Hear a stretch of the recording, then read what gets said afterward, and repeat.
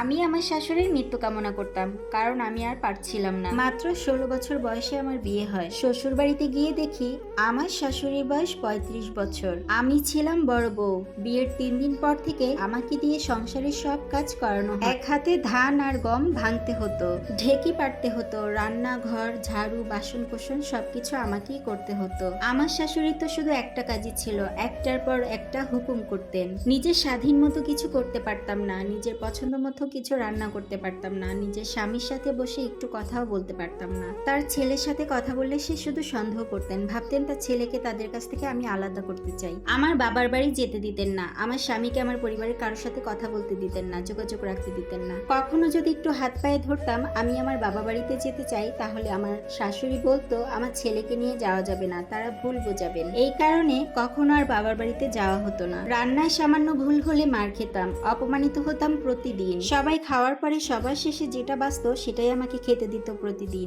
আমি যেন ছিলাম তাদের একজন কাজের লোক। বিয়ের প্রথম থেকেই বাচ্চা নেওয়ার জন্য আমার শাশুড়ি প্রচুর প্রেসার দিত। আমি তখন নিজেই নিজের যত্ন নিতে পারতাম না। একটা বাচ্চা হলে বাচ্চার যত্ন নিব কিভাবে?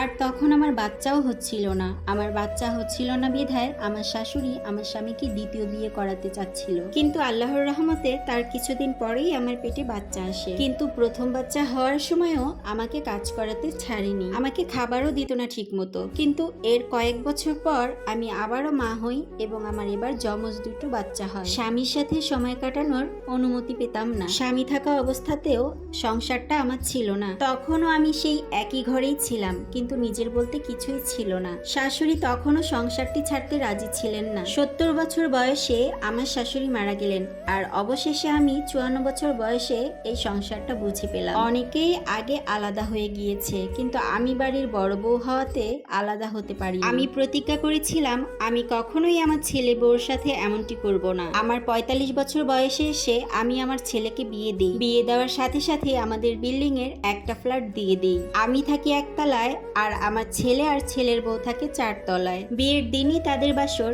আলাদা ঘরে হয়। আমার ছেলে আর ছেলের বউ অনেক খুশি আছে। আমার ছেলে আর ছেলের বউর হাসি মুখটি দেখে আমি অনেক বেশি শান্তি পাই। আমার এটা হিংসা না, বরং আমার ছেলের বউটা মাশাআল্লাহ অনেক ভালো।